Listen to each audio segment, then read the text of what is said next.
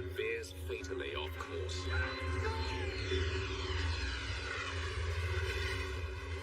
It was the biggest human loss in Indonesian history. It really was overwhelming. These are the 2 pieces we need to find. The task was to find the black box. As investigators begin to examine the evidence, Indonesia 152, turn right heading 046 here. Right on course. each new clue is more perplexing than the last. Let's go around now. We cannot figure it out. The impact point was nowhere near where we would expect the aircraft to be. Where did they think they were going? We just didn't understand that.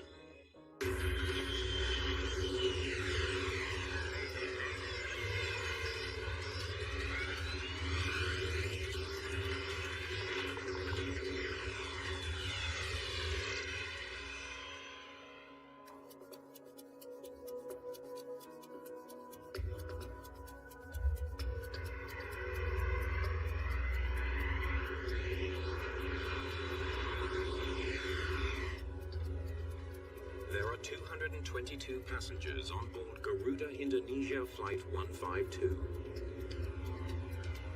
They're on their way to the city of Medan, on the Indonesian island of Sumatra.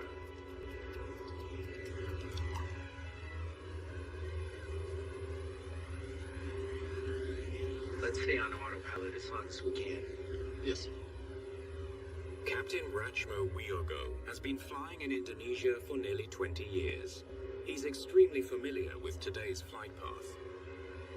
For missed approach, climb straight ahead to 2,500 and contact ATC. You don't have to write this down. Just relax.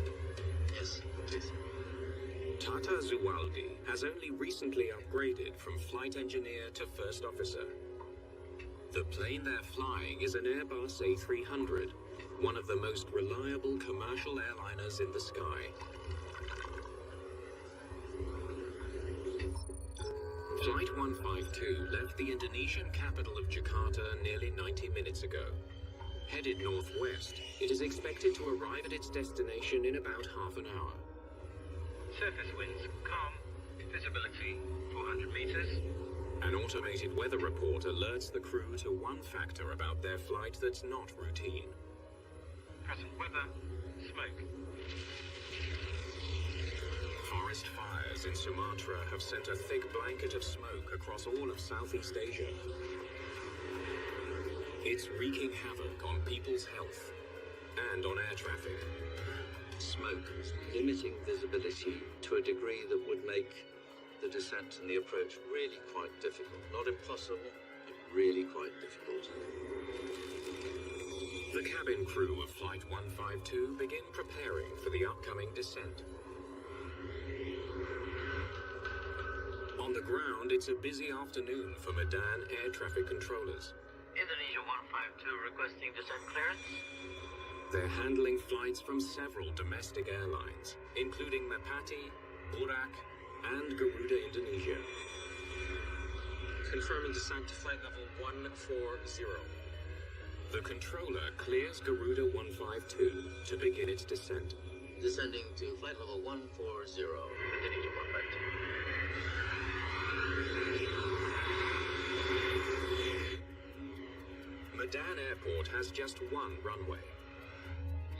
Right now, the controller has a Burak Airlines flight ready to take off. He needs to slow the approaching Garuda flight until that plane clears the runway. Indonesia 152, descend to 3,000 feet for runway 05. Reduce speed 220. New speed to 220 knots, Indonesia 152.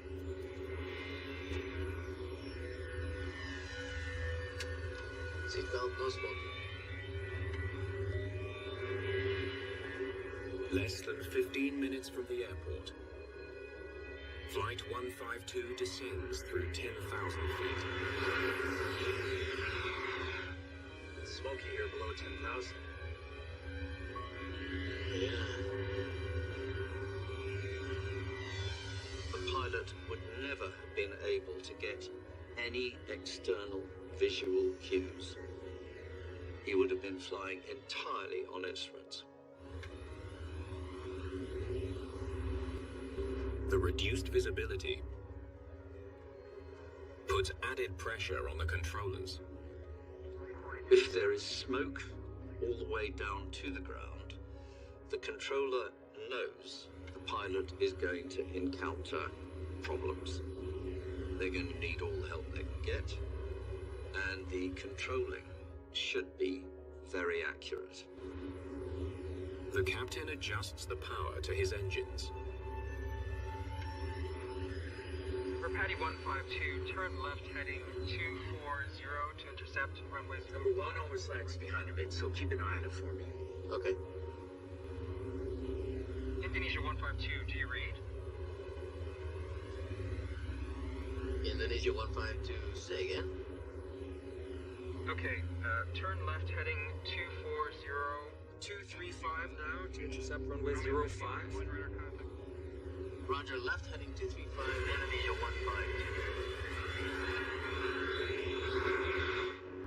152. The plane below has now taken off. The runway is clear. Burak 683, turn left heading 120. Indonesia 152, traffic clear, descend to 2,000 feet. descending to 2,000 feet, Indonesia 152. If it wasn't for the heavy smoke, passengers would be able to see the ground by now. They had very limited visibility. Anybody who's driven a car in fog will know what I'm talking about. Indonesia 152, turn right heading 046. Turn right heading 046, Indonesia 152. Flaps 8. Speed checks, flaps 8. Cockpit is hot, see what you can do. So hot. It's set to cool, so it should be fine. Any second now, the controller expects to see Flight 152 turn onto final approach.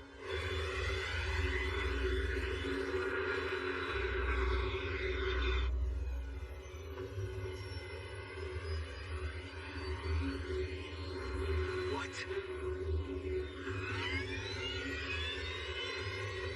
The Airbus has somehow become dangerously close to the ground. Come on! Climb!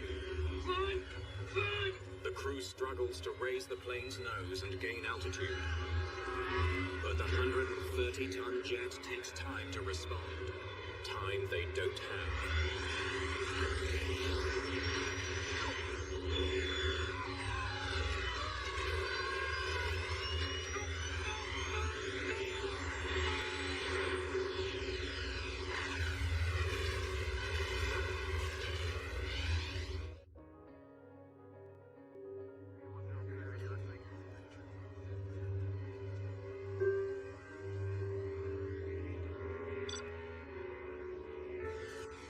Locals rush to the crash site, 17 miles from Medan Airport. It's soon clear there's nothing they can do to help. All 234 people on board the flight are dead. This is the deadliest aviation accident in Indonesia's history. The entire nation wants answers. We should come to the answer on not only what happened, how it happened, but also why it happened. Investigators soon joined the throngs of police and locals already at the crash site. Let's see how far back this wreckage goes.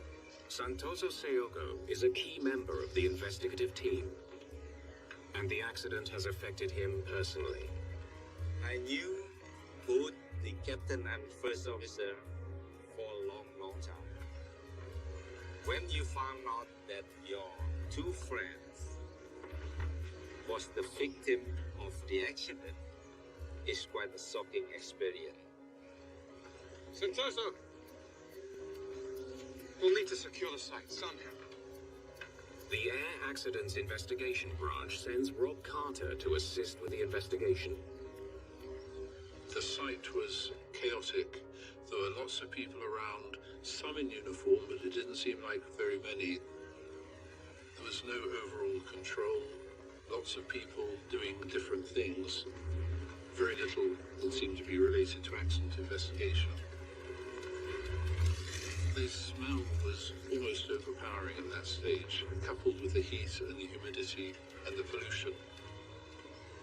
It really was overwhelming. The chaotic scene is an immediate concern for Carter. He's worried the lack of security could compromise the investigation. A tremendous number of local people were going over the wreckage in different ways, and they were carrying pieces away. We worried that they might be carrying away bits of aircraft which we'd be really interested in. If authorities can't gain control of the site and protect valuable evidence, the truth about what happened to Garuda Indonesia Flight 152 may never be known. Okay, good.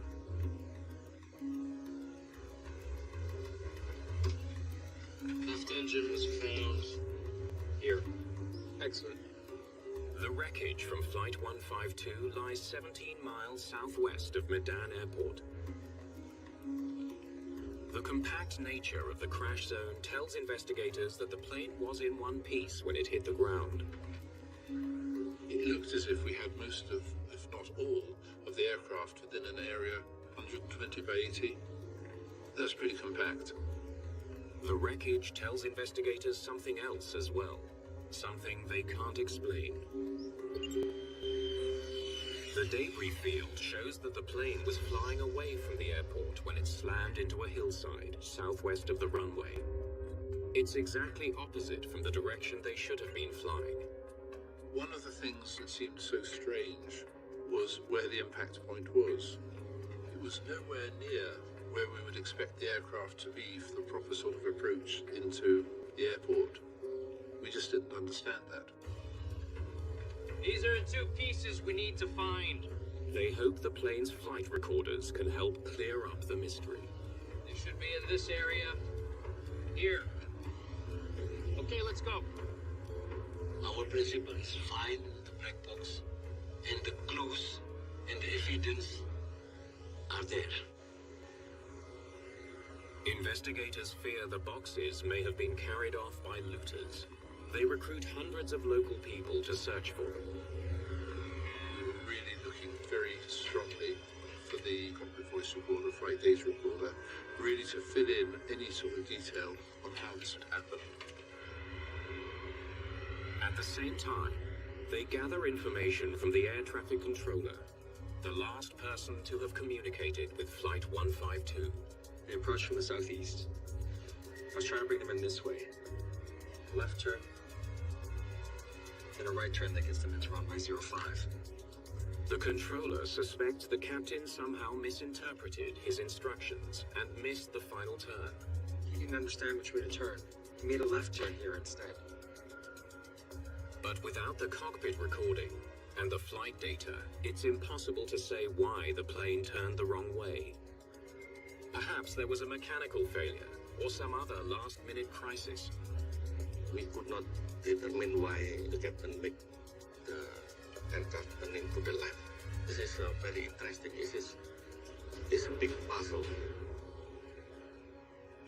With no sign of the black boxes, investigators gather air traffic recordings made in the tower.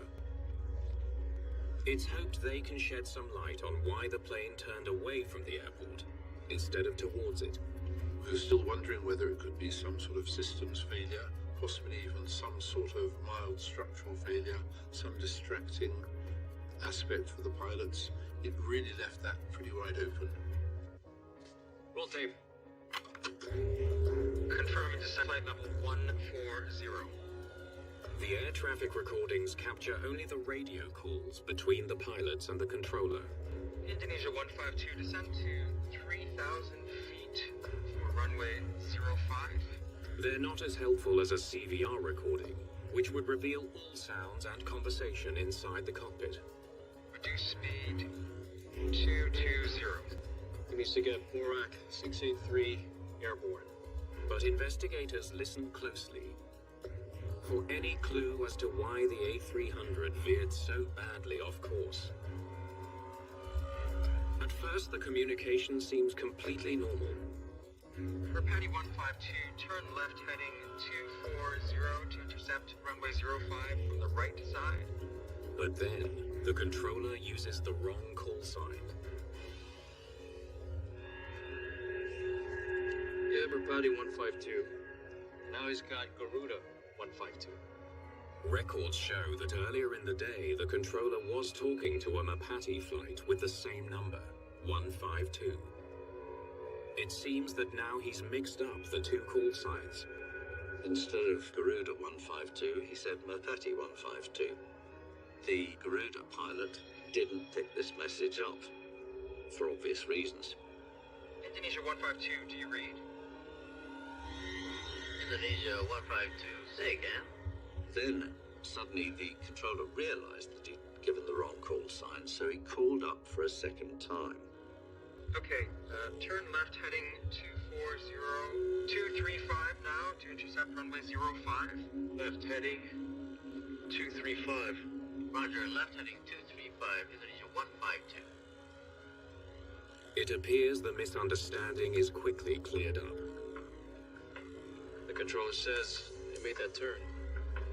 After the brief moment of confusion, the Garuda flight is exactly where it should be. On heading 215, Indonesia 152.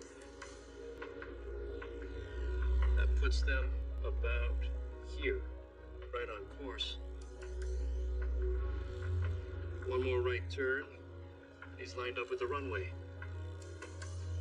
Indonesia 152, turn right heading 046. There it is, clear as day. Turn right heading 046, Indonesia 152. Okay, stop there. They definitely understood. Turn right. How the flight went so horribly wrong in the final few moments is baffling. It's in the exact opposite direction they were told.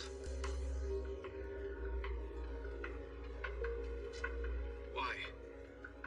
The ATC gave instruction Indonesia 152 turn right onto heading 046, but the aircraft turned to the left.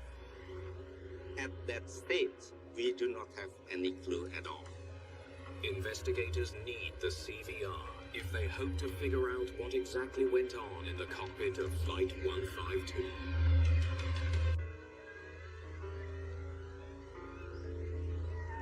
A week after the crash of Garuda Indonesia Flight 152, devastating scenes of loss and suffering underscore the accident's human toll. Indonesians from all walks of life want to know what caused this deadly tragedy.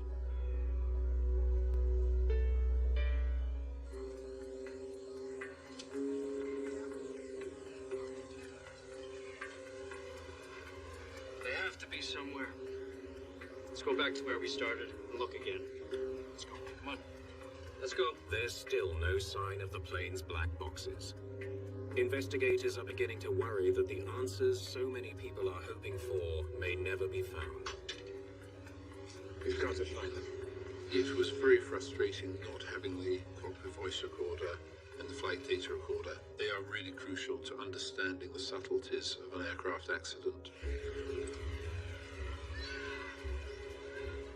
The terrible conditions at the accident site aren't helping. At that time it was rainy season, and we can imagine how bad it was and slippery as well. Despite the setbacks, the team presses on. Let's see if we can figure out what this plane was doing. They collect key pieces of wreckage, including flight instruments from the cockpit. Sorianto Tajono of the National Transportation Safety Committee hopes those instruments will tell him how the plane was performing. We could not find the black box, so we used anything from the cockpit, like the gauges, any instrument in the cockpit. Many of the gauges on this version of the Airbus are electronic, which means that when they lose power, they display their final readings like a snapshot in time. When electrical power goes off, the instrument freezes. Those readings provide valuable insight into the final moments of Flight 152. There it is. Looks like 1.552.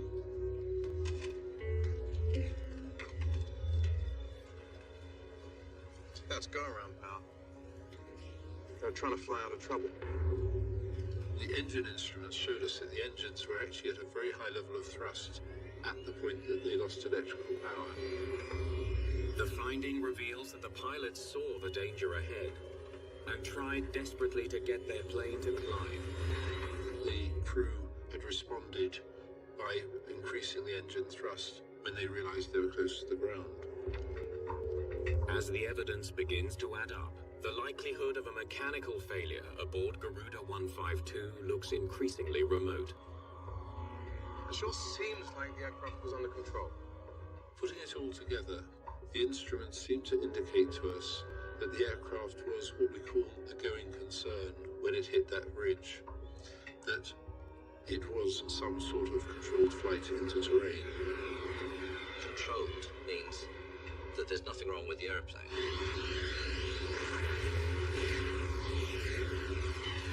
And yet it plows into a mountainside.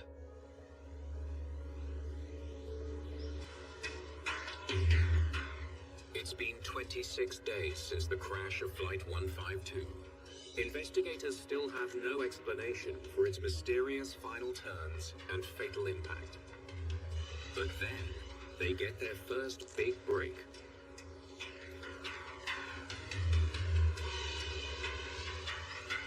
Well. It turns out that the plane's voice and data recorders were not carried off by looters, but they were almost completely hidden from sight in the dense Indonesian forest. It was a surprise for us to find that the two black boxes were sitting there for 26 days until we found it in a very soft soil and entangled with the root of the falling tree. Let's hope they hold some answers. They rush the boxes to a lab where technicians will work to recover cockpit sounds and conversation, along with detailed aircraft performance data. The long wait for the most crucial evidence is almost over. We tried to concentrate first on the FDR and try to figure out the flight path of the aircraft. When investigators plot the newly found data, they see that it finally rules out any chance of a mechanical failure. So, left away from the airport, then a right turn, smack into the mountains. It clearly shows that the pilots deliberately commanded that fatal turn. Where did they think they were going? Can you bring me the descent profile, please?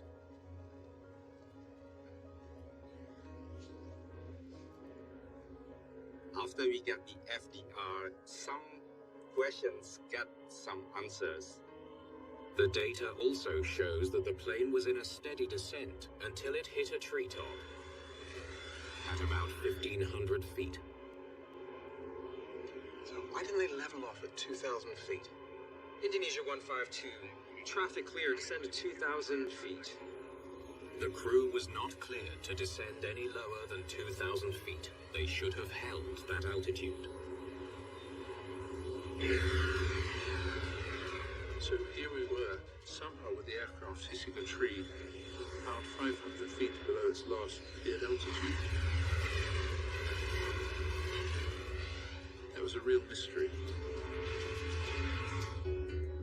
Investigators now know the pilots turned in a direction opposite to the controller's instructions and dropped below their assigned altitude.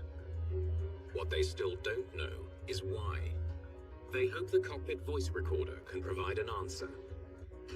Let's start with turn number 1. Here.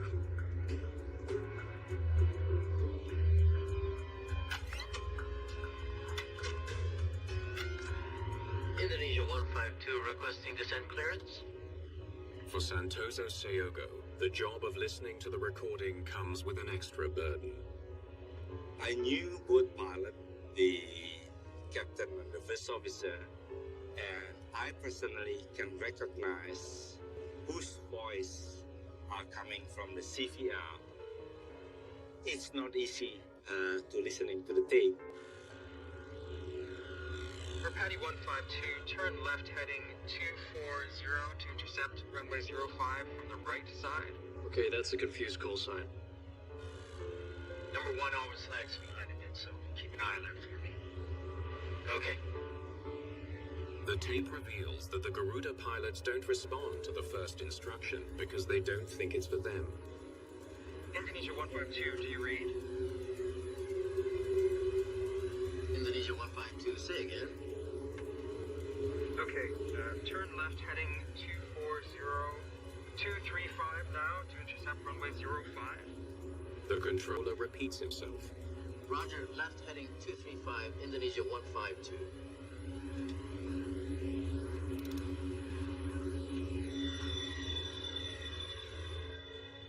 The crew then make the turn as instructed. Why so far out? So far out. And yet, the recording leaves investigators with a disturbing impression. 152, heading 235. Confirm that we are clear of the mountainous area. Doesn't sound sure of where he is. There seemed to be some degree of confusion between the pilots and the air traffic controller as to where the aircraft was. Confirm, sir. Continue turning left heading 215. They're on course. A right turn toward the runway is next. Indonesia 152, turn right heading 046. Turn right heading 046, Indonesia 152. They turn left instead. What investigators hear next makes the left turn even more baffling. Flaps 8. Speed check, flaps 8. Even though the crew is turning away from the airport, they're configuring their plane as though heading towards it. Why would you extend flaps while turning away from the airport?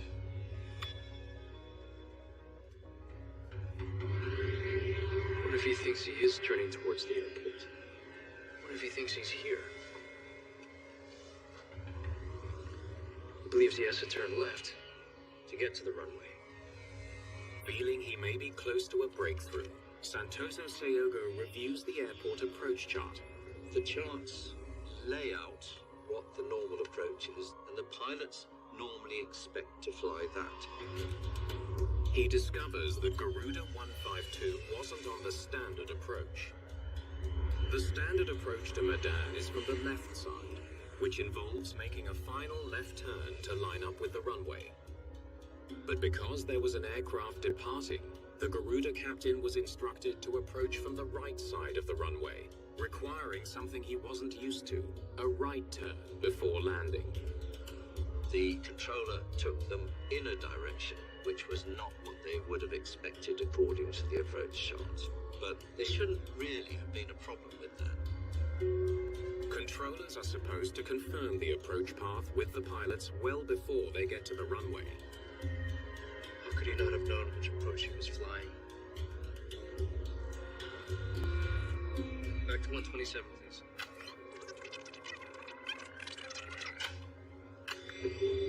For Patty 152, turn left heading 240 to intercept runway 05 from the right side. As Santoso Seogo listens again to what he thought was a harmless call sign mix-up, he suddenly realizes that it had major consequences.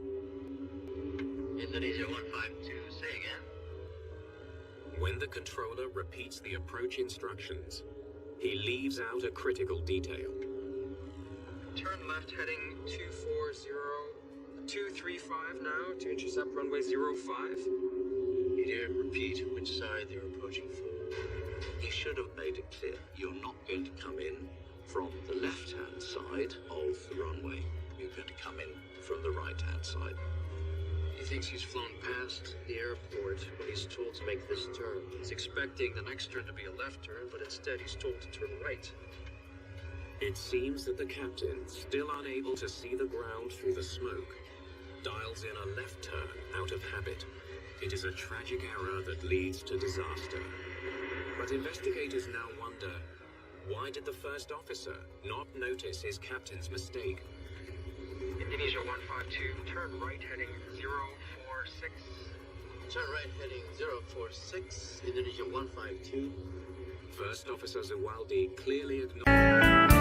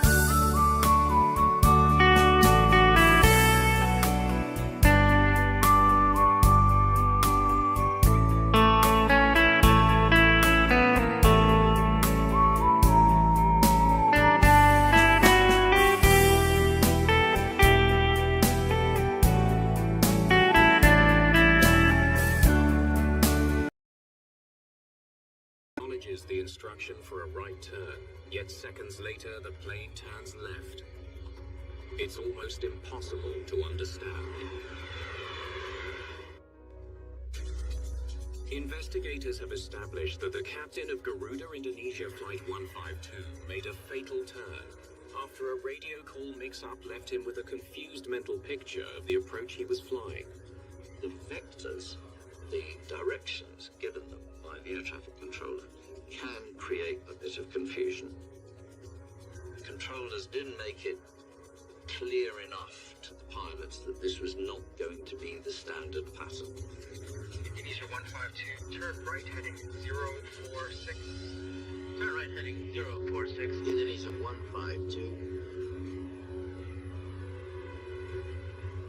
They focus on the words of the first officer in an attempt to understand why he didn't immediately react to the wrong turn. It's getting hot, isn't it?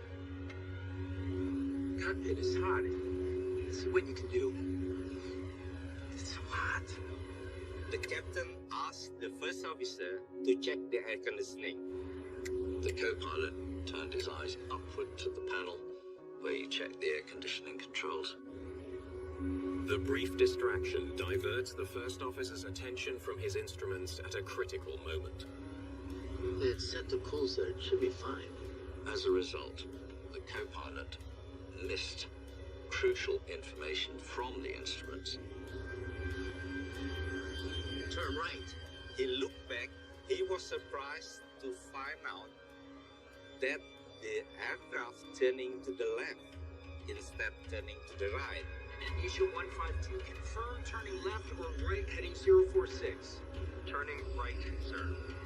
Sorry.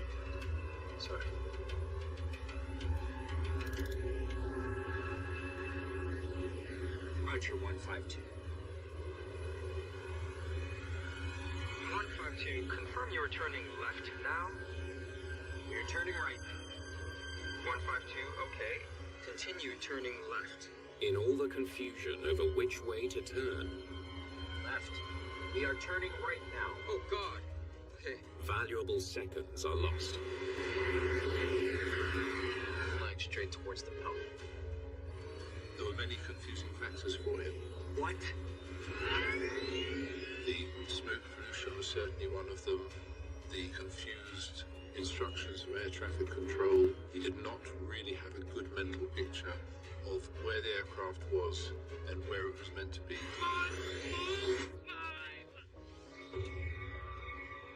The moment they took the wrong turn, we're doomed. It was this uncertainty, lack of clarity in the captain's head, which really let this accident happen. The recording helps explain how Garuda Flight 152 ended up so badly off course. But it doesn't answer another critical question. Indonesia 152. Traffic clear, descend to 2,000 feet. Descending to 2,000 feet, Indonesia 152. The crew was instructed to descend no lower than 2,000 feet. And their autopilot should have kept them at that altitude. They had gone straight through 2,000 feet and were heading for 1,500. And that was too low. How'd they end up below 2,000 feet? Either the autopilot had failed in some way or other, which is unusual, or the crew had input the wrong altitude. Unfortunately for investigators, the plane's autopilot system was destroyed in the crash.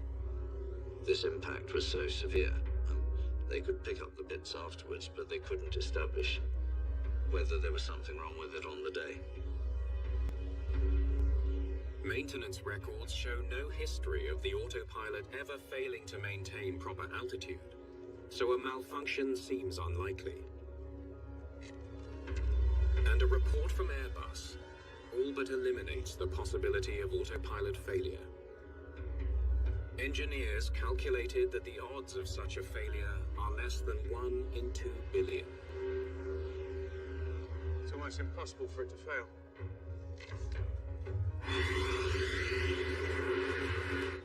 Descending to 2,000 feet, Indonesia 152. Investigators suspect the captain made an error while entering his minimum altitude. It was more probably crew missetting than it was autopilot failure. Indonesia 152, confirm turning left or right, heading 046.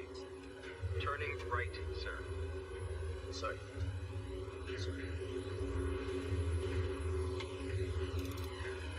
Roger, 152. As the aircraft passes below its target altitude of 2,000 feet, 152, confirm you are turning left now? We are turning right now. the pilots are engaged in a confusing conversation about which direction to turn. 152, okay. Continue turning left. Left, turning right now.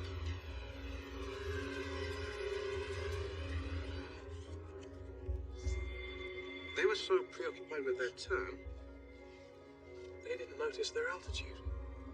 Both pilot didn't realize that the aircraft already left 2,000 feet. By the time the first officer does notice the dangerously low altitude, We're descending. What? it's too late. The quality of their monitoring of their instruments was not up to scratch. Come on, climb. Climb. And that's why they got too low when they hit the high ground.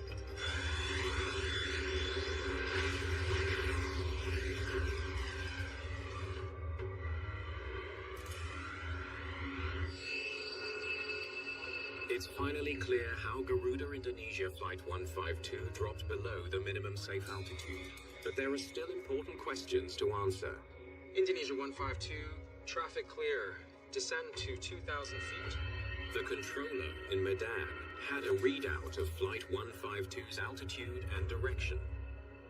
If he'd recognized the danger and warned the crew, hundreds of lives could have been saved. Why didn't that happen? Descending to 2,000 feet, Indonesia 152. Investigators need to understand why the Medan controller never warned the Garuda pilots of impending danger. They pore over the technical specifications for Medan's radar system. Most advanced radar systems refresh every 5 seconds. But they soon discover that the radar in Medan is far from advanced. The radar only refreshed every 12 seconds. That means the controller only gets an updated picture of where the airplane is every 12 seconds. 152, confirm you are turning left now? We are turning right now. A lot can happen in 12 seconds. So when the pilot turned in completely the wrong direction, Continue turning left. the controller was not seeing what the pilot was doing Oh God. until it was getting to be too late.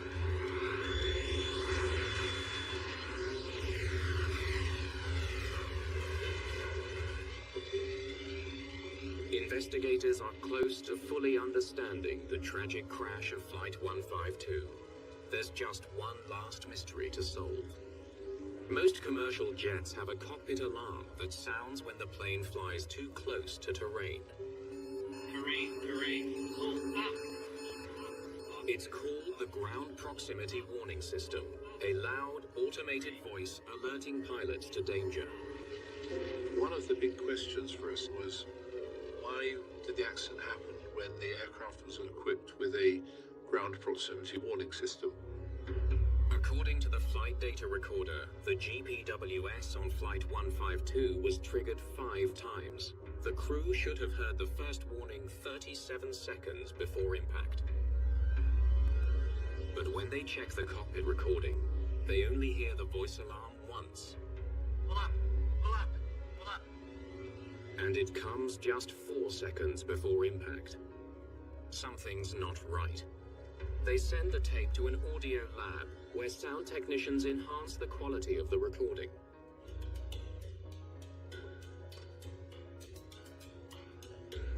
Listening to the enhanced tape, investigators make a stunning discovery.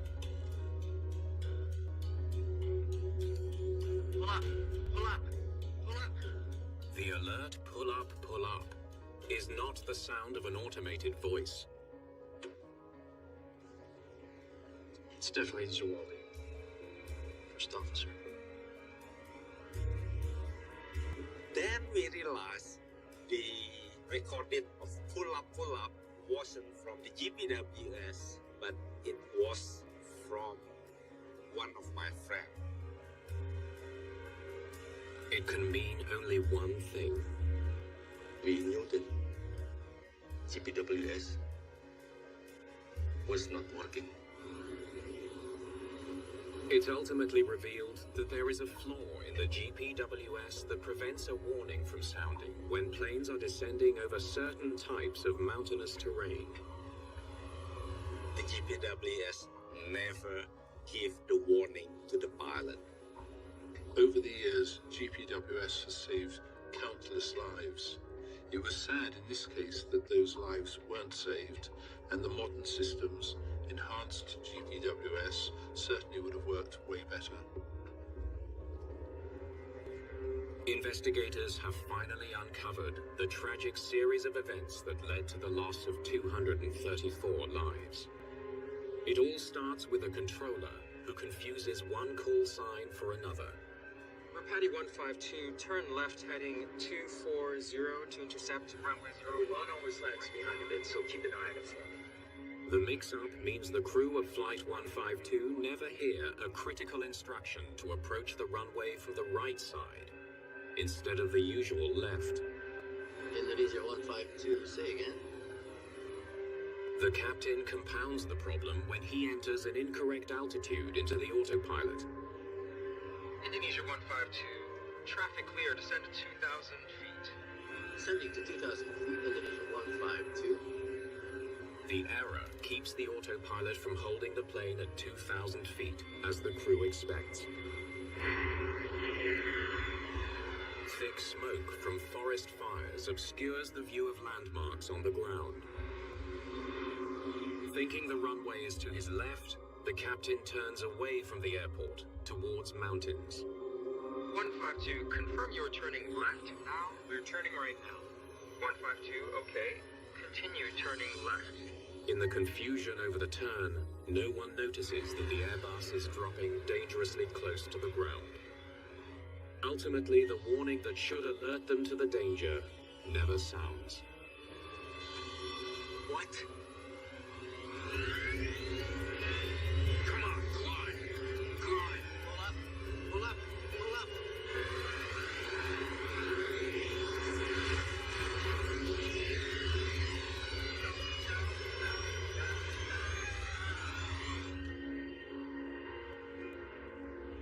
In their final report, Indonesian investigators call for improved communications training for pilots, as well as upgrades to Medan's radar system. They also advise against using the same flight number for more than one plane on the same route. I think what really hit home to me about this accident and the loss of so many lives was how avoidable it was. At the end of investigation, we were surprised that there were so many human errors that happened one after another. All of these things came together to make an accident very much more likely. If you took away any one of those factors, the accident might not have happened.